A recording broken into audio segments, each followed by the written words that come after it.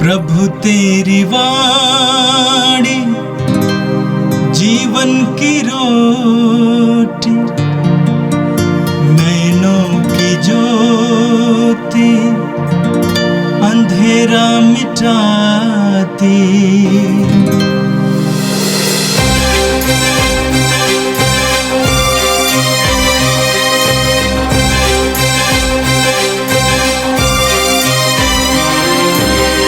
प्रभु तेरी वाणी जीवन की रोटी, नैनों की ज्योति अंधेरा मिटाती।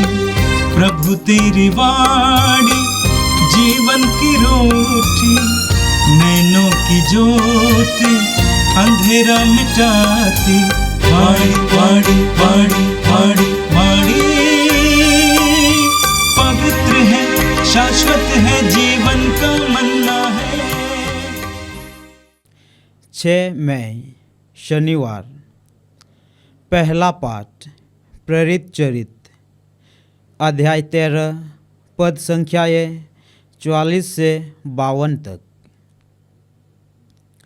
अगले विश्राम दिवस नगर के प्रायः सब लोग ईश्वर का वचन सुनने के लिए इकट्ठे हो गए। यहूदी इतनी बड़ी भीड़ देखकर ईर्ष्या से जलने लगे और पौलुस की निंदा करते हुए उसकी बातों का खंडन करते रहे। पौलुस और बरनबास ने निडर होकर कहा, यह आवश्यक था कि पहले आप लोगों को ईश्वर का वचन सुनाया जाए, परंतु आप लोग इसे अस्वीकार करते रहे और अपने को अनंत जीवन के योग्य नहीं समझते। इसलिए हम अब गैर यहूदियों के पास जाते हैं। प्रभु ने हमें यह आदेश दिया है, मैंने तुम्हें राष्ट्रों की ज्योति बना दिया है, जिससे तुम्हारे द्वारा मुक्ति का संदेश पृथ्वी के सीमांतों तक फैल जाए। गैर यहूदी यह सुनकर आनंदित हो गए और ईश्वर के वचन की स्तुति करते रहे। जितने लोग अनंत जीवन के लिए चुने गए थे, उन्होंने विश्वास किया और सारे प्रदेश में प्रभु का वचन फैल गया। किंतु यहूदियों ने प्रतिष्ठित भक्त महिलाओं तथा नगर के नेताओं को उभाड़ा, पौलुस तथा बरनबास के विरुद्ध उपद्रव खड़ा कर दिए और उन्हें अपने इलाके से निकाल दिया। पौलुस और बरनबास उन्हें चेतावनी देने के लिए अपने पैरों की धूल झाड़कर इकोनिया चले गए। शिष्य आनंद और पवित्र आत्मा से परिपूर्ण थे।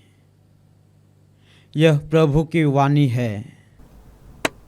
संत योहन के अनुसार पवित्र सुसमाचार 14वां अध्याय पद संख्याएं 7 से लेकर 14 तक। यीशु ने अपने शिष्यों से कहा, यदि तुम मुझे पहचानते हो तो मेरे पिता को भी पहचानोगे। अब तो तुम लोगों ने उसे पहचाना भी है और देखा भी है। फिलिप ने उनसे कहा, प्रभु हमें पिता के दर्शन कराइए, हमारे लिए इतना ही बहुत है। यीशु ने कहा, फिलिप, मैं इतने समय तक तुम लोगों के साथ रहा, फिर भी तुमने मुझे नहीं पहचाना? जिसने मुझे देखा है उसने पिता को भी देखा है। फिर तुम ये क्या कहते हो, हमें पिता के दर्शन कराइए? क्या तुम विश्वास नहीं करते कि मैं पिता में हूं और पिता मुझ में है? मैं जो शिक्षा देता हूं वो मेरी अपनी शिक्षा नहीं है। मुझ में विश्वास करने वाला पिता मेरे द्वारा अपने महान कार्य संपन्न करता है। मेरी इस बात पर विश्वास करो कि मैं पिता में हूं और पिता मुझ में है, नहीं तो उन महान कार्यों के कारण ही इस पर विश्वास करो। मैं तुम लोगों से ये कहता हूं, जो मुझ में विश्वास करता है वो स्वयं वे कार्य करेगा जिन्हें मैं करता हूं, वो उनसे भी महान कार्य करेगा, क्योंकि मैं पिता के पास जा रहा हूं। तुम मेरा नाम लेकर जो कुछ मांगोगे मैं तुम्हें वही प्रदान करूंगा, जिससे पुत्र के द्वारा पिता की महिमा प्रकट हो। यदि तुम मेरा नाम लेकर मुझसे कुछ भी मांगोगे तो मैं तुम्हें वही प्रदान करूंगा। यह प्रभु का पवित्र सुसमाचार है। क्रिस्त प्रभु की जय।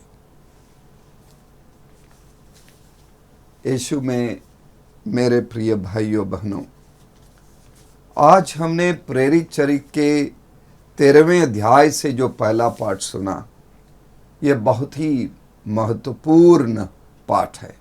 एक कलीसिया के इतिहास में एक मोड़ देने वाला हिस्सा है। हम देख रहे हैं कि पौलुस और बरनबास की पहली मिशनरी यात्रा का ये वर्णन भी है।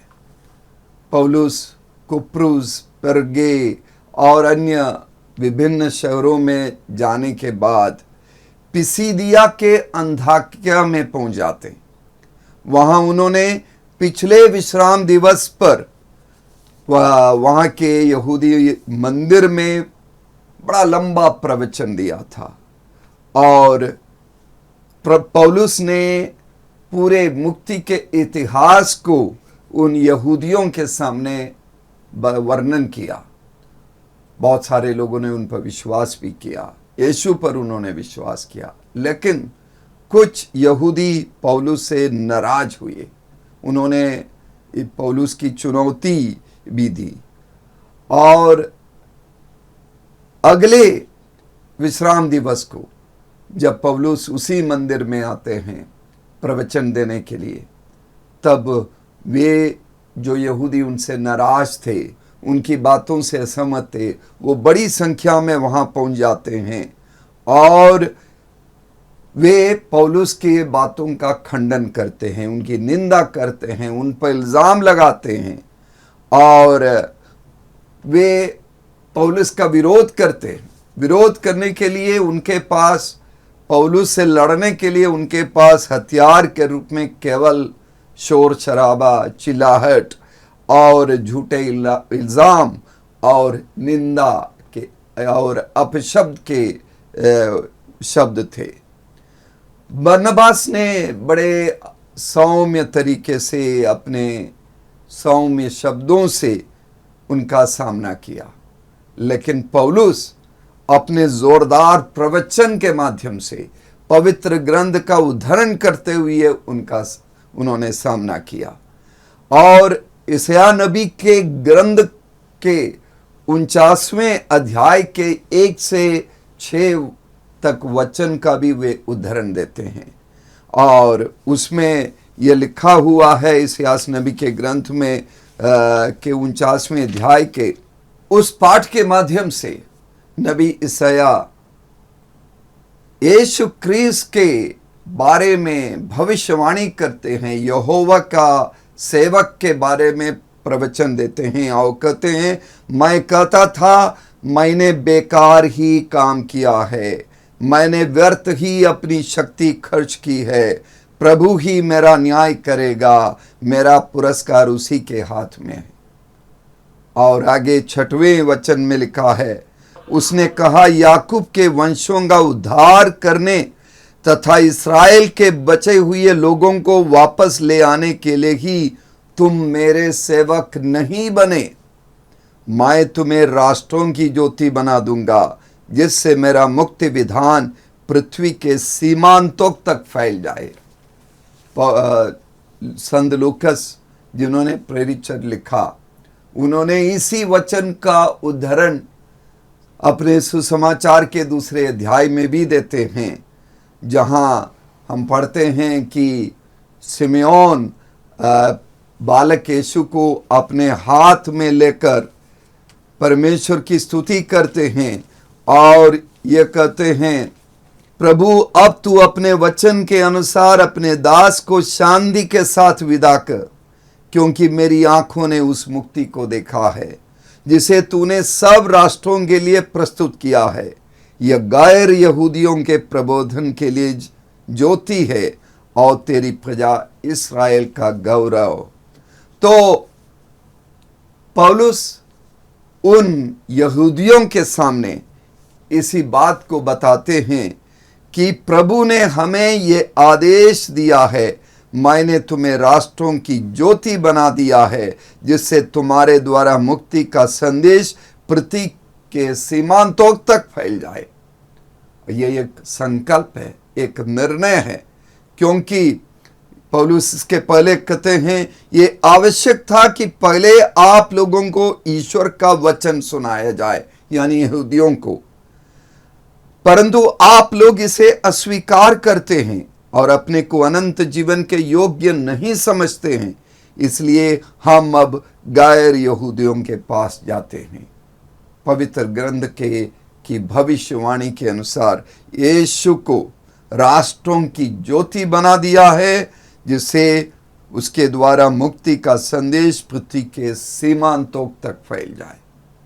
तो ये संकल्प लेकर, यह जिम्मेदारी अपने ऊपर लेकर पौलुस और बरनबास वहां से निकलते हैं। लेकिन आगे लिखा है 48वें वचन पर, गैर यहूदी ये सुनकर आनंदित हो गए और ईश्वर के वचन की स्तुति करते रहे और उन्होंने समझा, हाँ, मुक्ति का संदेश अब हमें भी सुनाया जाएगा। और जितने लोग अनंत जीवन के लिए चुने गए थे उन्होंने विश्वास किया, यानी गैर यहूदियों ने भी विश्वास किया और सारे प्रदेश में प्रभु का वचन फैल गया। आगे पौलुस और बरनबास एक बहुत ही महत्वपूर्ण कार्य करते हैं। यहूदियों ने प्रतिष्ठित भक्त महिलाओं तथा नगर के नेताओं को भाड़ा पौलुस तथा बरनबास के विरुद्ध उपद्रव खड़ा कर दिया और उन्हें अपने इलाके से निकाल दिया। तब पौलुस ने और बरनबास ने क्या किया?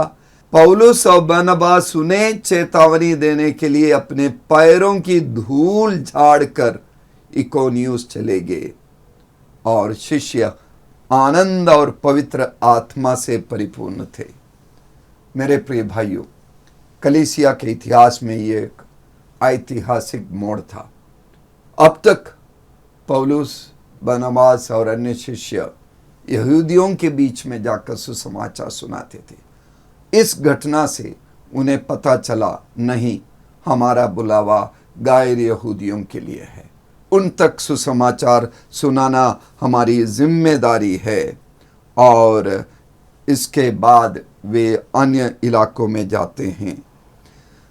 तो हर एक क्रिस्तियों को यीशु ने आदेश दिया है, जिस तरह हम मार्कुस के सुसमाचार के 16वें अध्याय में पढ़ते। यीशु ने अपने शिष्यों को कहा कि मैं तुम्हें आदेश देता हूं कि संसार के कोने कोने में जाओ और सारी सृष्टि को सुसमाचार सुनाओ।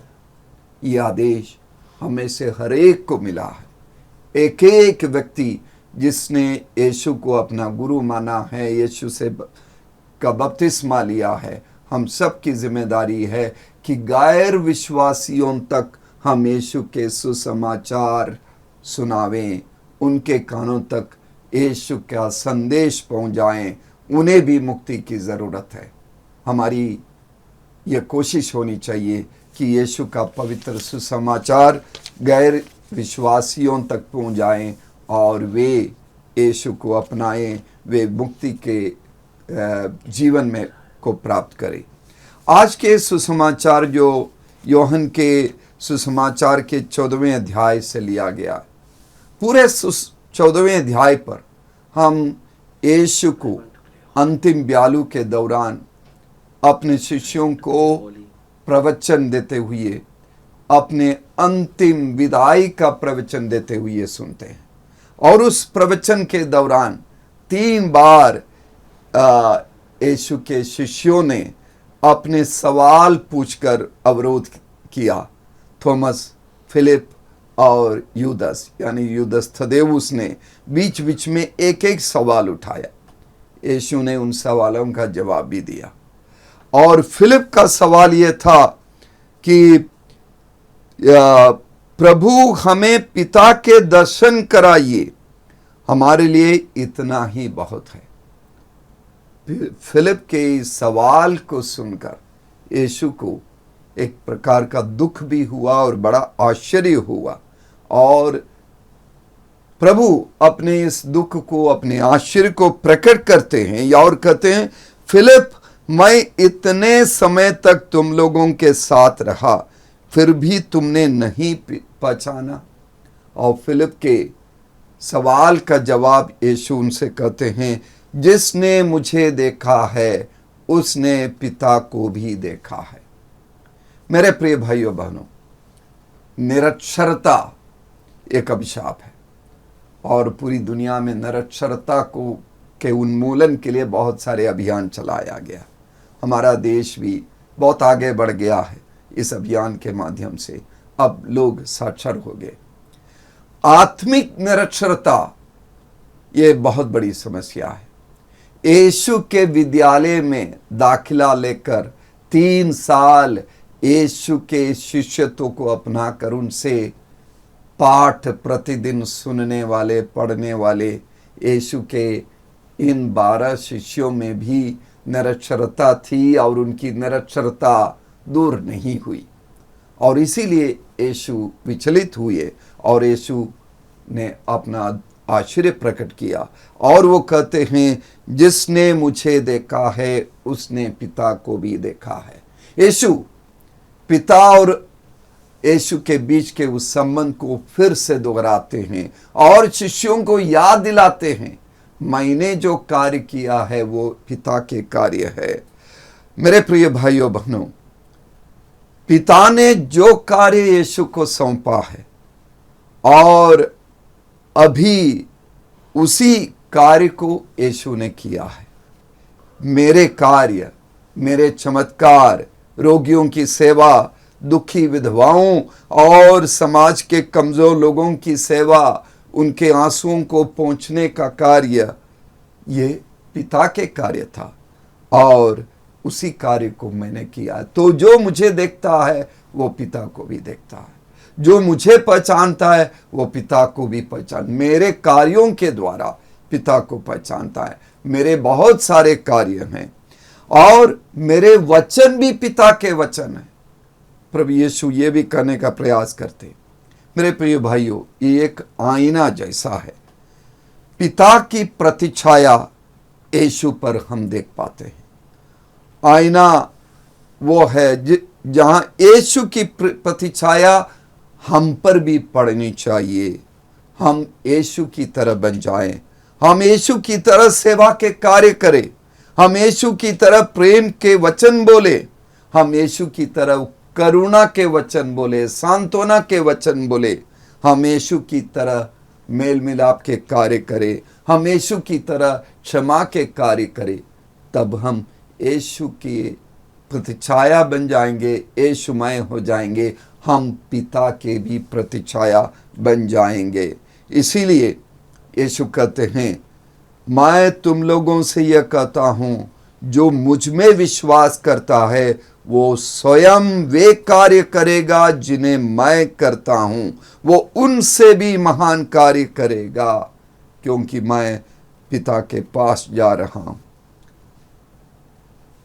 मेरे प्रिय भाई बहनों, हमारे मूल्य, हमारा स्वभाव जिसका हम सृजन करते हैं, हमारे मूल्य हमें परिवर्तित करता है, हमारे मूल्य हमें बनाता है।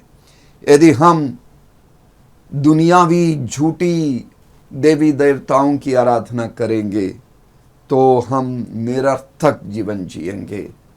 यदि हमें अपने जीवन को सार्थक बनाना है, हमारे व्यक्तित्व को सार्थक बनाना है, तो हमें यीशु को अपनाना होगा। जब यीशु हमारे सबसे बड़ा मूल्य बन जाता है, सबसे बड़ा लक्ष्य बन जाता है हमारे जीवन का, जब हम यीशु में परिवर्तित हो जाएंगे, तब हम मानव स्वर्गिक व्यक्ति बन जाएंगे। एक दिन मैं एक व्यक्ति को से, एक क्रिस्तीय व्यक्ति से, एक मसीही से बात कर रहा था और उनकी कुछ समस्याओं को सुन रहा था। उस बीच में हमने बात की, किसी के साथ उसकी दुश्मनी है, तो वो बोलने लगा, मैं बेवकूफ ईसाई नहीं हूं कि किसी को जो मेरा अहित करता है, मेरे साथ गलत व्यवहार करता है, उसको क्षमा कर दूं, उसका मैं काम तमाम कर दूंगा। ये समझ लीजिए मेरे प्रिय भाइयों बहनों, बहुत बचपन से ईसाई हैं लेकिन आत्मिक निरक्षरता में जीवन बिता रहा है।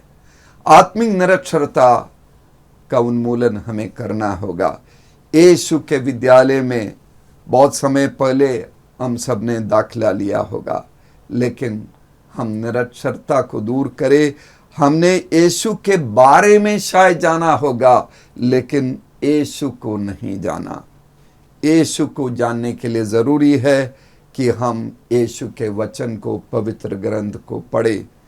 हम यीशु को जानने के लिए ज़रूरी है कि हम प्रार्थना में समय बिताएं और यीशु की प्रेरणा को सुने और ग्रहण करें। यीशु को जानने के लिए ज़रूरी है कि हम परम पवित्र संस्कार में विराजमान यीशु से मुलाकात करें, समय बिताएं।